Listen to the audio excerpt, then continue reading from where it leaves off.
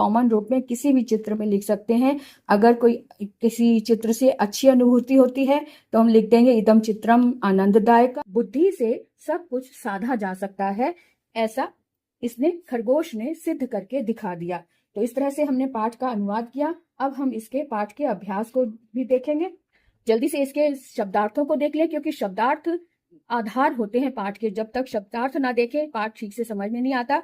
तो वयम शब्दार्थान जाने, हम लोग शब्दों के अर्थ को जानते हैं। कैसे? यहाँ पे शब्द जो संस्कृत में आए हैं पाठ में वो हैं, और इसका संस्कृत में एक अर्थ क्या है वो दिया हुआ है, और हिंदी में भी दिया, इंग्लिश में भी दिया, और साथ में कॉलम बनाया हुआ है मातृभाषा या अर्थ लिखंतु, यानी कि जो आपकी मातृभाषा है उसमें इसका अर्थ लिखो। अगर आप गुजराती हैं तो गुजराती में, मराठी है तो मराठी में, पंजाबी है तो पंजाबी में, अपनी भाषा में इसमें अर्थ लिखना है। बड़ा सरोवर मैंने जलाशय, और हिंदी में इसको तालाब बोलते हैं, इंग्लिश में पॉन्ड बोलते हैं। गजा को हस्ती भी बोलते हैं संस्कृत में, और हिंदी में हाथी, और इंग्लिश में एलिफेंट। शशकः को शशः यानी कि इसको खरगोश बोलते हैं हिंदी में, और रैबिट बोलते हैं। मृतः मैंने यानी मरे हुए यानी डेड। भीतः मैंने संत्रस्तः यानी डरे हुए, स्केयर्ड।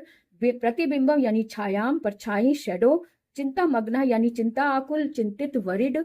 शशांक यानी चंद्राह, चंद्रमा और मून। और नामना, नाम ध्येयन या नाम से, और बाय द नेम। इसके बाद देखो इसमें जो धातुएं आई हैं उनका भी प्रयोग कैसे होता है वो भी हम देखेंगे। जो नई धातुएं इसमें आई हैं उसमें क्या, अब क्रियापदानाम मूल धातु अस्ति, पद जो आए हुए हैं उसमें मूल धातु क्या है। इसमें निवसति में नी उपसर्ग लगा है, वस धातु है। ये मूल धातु क्या है? वस धातु है। प्रकाशयंती में प्र उपसर्ग है, और काशी इसमें धातु है। भवंती में भू धातु है, और जो भव से रूप चलते हैं। नमति में नम धातु है, इसके रूप नमति, नमता, नमंती ऐसे चलते हैं। गच्छति में गम धातु है, और गच्छ के तरह इसके रूप चलते हैं। गच्छति, गच्छता, गच्छन्ति। और आगे देखें तिष्ठन्ति में तिष्ठ यानी कि स्था धातु है, और इसके रूप तिष्ठति, तिष्ठता, तिष्ठन्ति चलते हैं।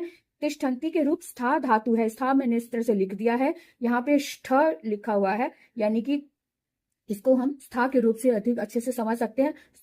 किम चंद्र सरोवरे, के क्या चंद्रमा सरोवर में। तिष्ठति, पहले में तिष्ठति में रहता है।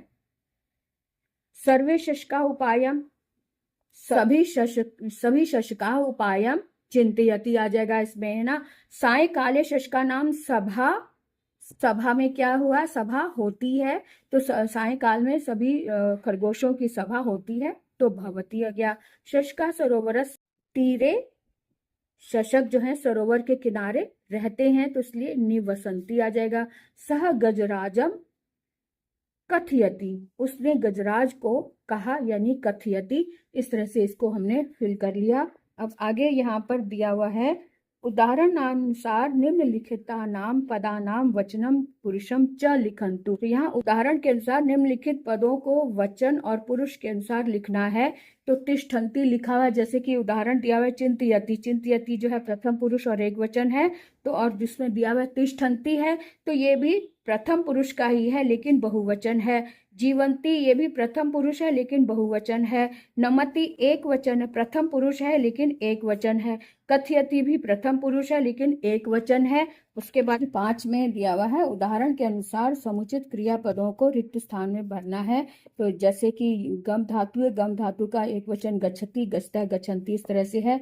ऐसे ही बाकी धातुओं को भी इस तरह से हमने भरना है। कथ है तो कथयति, कथयतः, कथयन्ति इस तरह से होगा। स्था है तो तिष्ठति, तिष्ठतः, तिष्ठन्ति। क्री है तो करोमि यानी कि उत्तम पुरुष का दिया हुआ है, तो करोमि, कुर्वाह और कुर्मः आ जाएगा यहाँ पे। जीव है तो यहाँ जीवंती दिया यानी प्रथम पुरुष का, जीवती, जीवतः, जीवंती हो जाएगा। चल है तो चलावा लिखा, इसका मतलब ये उत्तम पुरुष का है, तो चलामी, चलावाह, चलामः इस तरह से इसके रूप आ जाएंगे। अब आगे देखते हैं चित्र को देखकर चित्रस्य पंचवाक्यानि लिखन्तु, यानी चित्र को देखकर हमने 5 वाक्य लिखने हैं।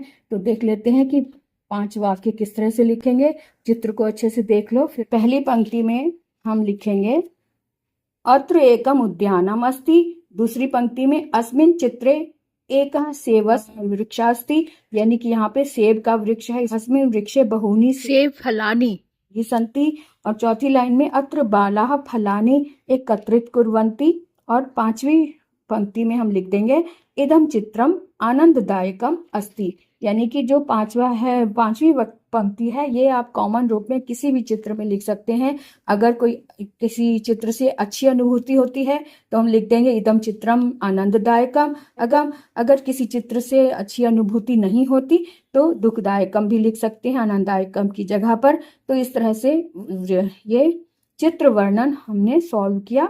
अब एक और है आगे, ये प्रश्न दिया हुआ है, अधोलिखित पर्याय पदानाम। जो हमने संस्कृत पढ़े थे ना पर्याय पदानाम, तो उनको मिलाना है और मिलाने के बाद इसमें यहाँ पर लिखना है। शब्दार्थों में पढ़ा था कि गज को संस्कृत में हस्ती भी बोलते हैं, तो गज का हस्ती के साथ मैच किया, यहाँ पे लिख दिया। इसी तरह से पदम यानी चरण, पदम चरण लिख देंगे। और फिर उसके बाद चंद्र को हम शशांक भी बोलते हैं, तो इस चंद्र को शशांक के साथ ऐड किया और यहाँ पे चंद्र शशांक लिख दिया। सरोवराह को जलाशय भी बोलते हैं, इसलिए सरोवर का जलाशय से मैच किया और यहाँ लिख दिया। प्रजा को जनता भी बोलते हैं, इसलिए प्रजा के साथ जनता को लिखकर इस तरह से इसमें मैच करके साथ में लिख देते हैं। तो ये इस तरह से हमारा ये पाठ कंप्लीट हुआ। अभ्यास वर्क भी हमने अच्छे से कर लिया। अब आप इसका अभ्यास करें स्वयं से, यानी सेल्फ स्टडी करेंगे तभी समझ में आएगा वास्तव में कि हमें कितना समझ आया। तो आज के लिए इतना ही, फिर मिलेंगे।